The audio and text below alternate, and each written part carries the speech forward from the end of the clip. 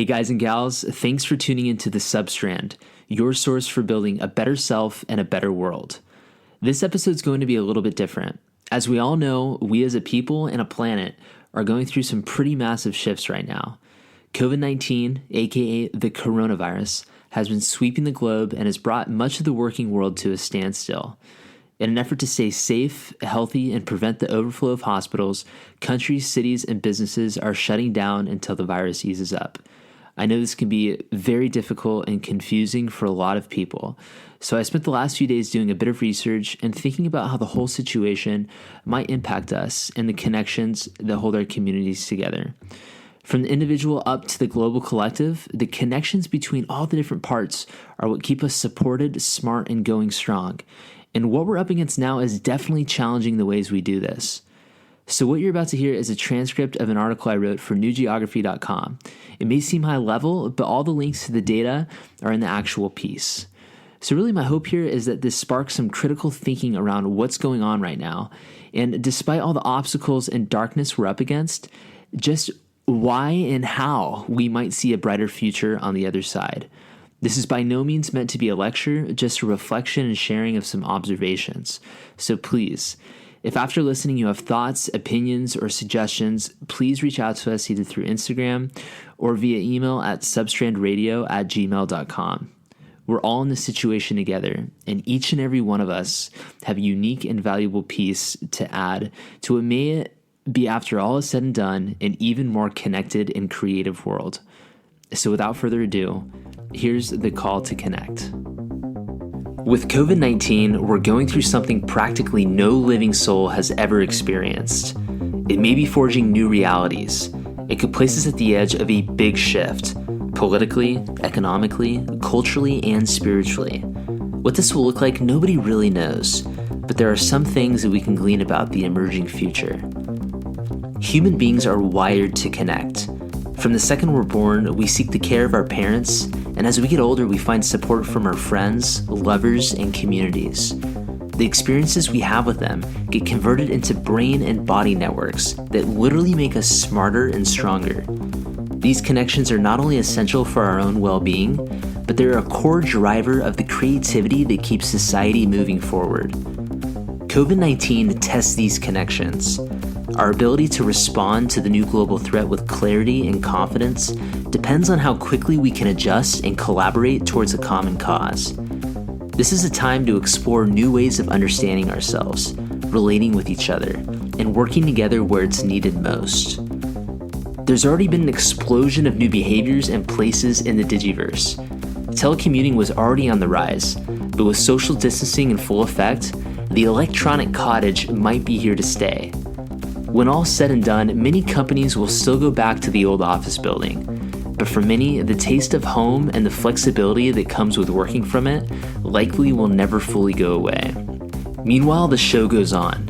Online conferences, festivals, and cocktail hours have become staples in the era of COVID connection, with apps like Instagram Live, Zoom, FaceTime, and House Party taking the place of the public squares, town halls, restaurants, and churches now all but shut down around the world.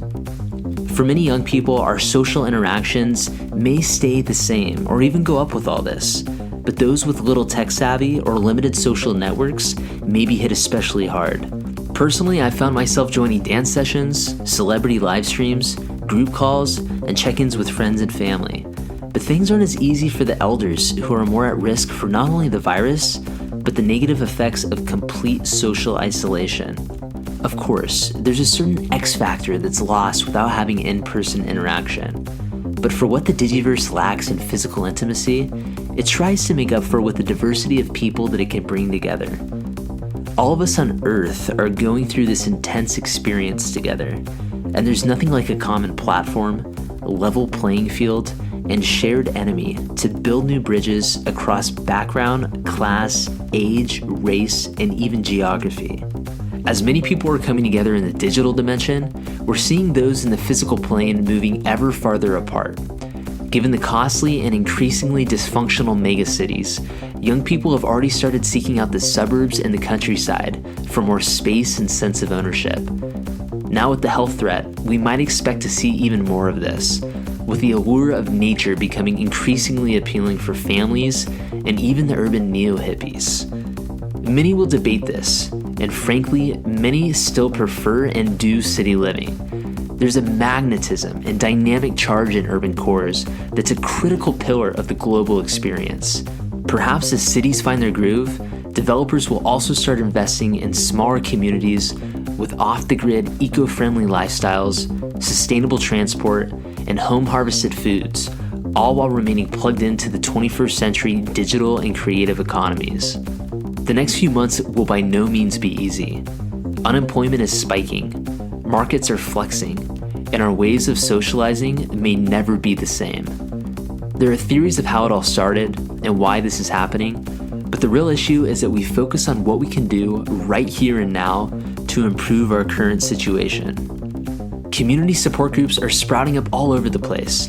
Concerned citizens are starting pages and organizations to provide local health updates and resources, and apps such as Nextdoor have been rolling out new features like health maps and groups to mobilize volunteers and bring neighbors together. Collaboration between government and small businesses are taking interesting new forms too. Public-private partnerships and federal stimulus packages are being put in place to keep local business owners and contract workers afloat, while citizens are joining forces and contributing what they can to support their favorite local joints. For countries, cities, businesses, and individuals, this is also a chance to get in touch with what really matters. As we shut our doors to the world outside, we can consciously choose to open them up to the one within, taking a deep look at who we are, who we want to be, and act from a place that will direct our journey back to normalcy. With people closed up in their homes, either not working or teleworking, they now have to decide what to do with their extra time. Of course, there's going to be those who still choose to spend it binge watching Netflix or buried in social media, and that's all right. But we might just see a wave of new content creators and creators of all sorts building momentum too. From singing from rooftops to experimenting with new recipes, people are sharing what they're learning, how they're adapting, and what interesting talents and hobbies they've been cultivating in isolation. Perhaps most importantly though, being forced in tight quarters is nudging some to face personal issues and build emotional resilience. For many, they're being forced to interact with roommates, spend time with family, and sit down with themselves in silence for the first time in ages. The sort of reflection this brings may drive some people and partnerships mad, but exposing the deeper realities of our relationships with ourselves and others is perhaps one of the first and most critical steps to building a healthier life.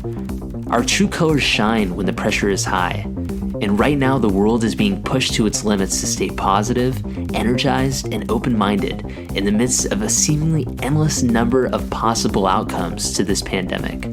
Nevertheless, times of hardship have brought some of the biggest discoveries, brightest realizations, and boldest leaders of history. From religious innovation to the cultivation of wisdom to the founding of countries, hardship, isolation, and necessity have turned out to be some of the great catalyzers of human evolution. For better or for worse, no matter what happens, certain unwavering qualities will keep us strung together.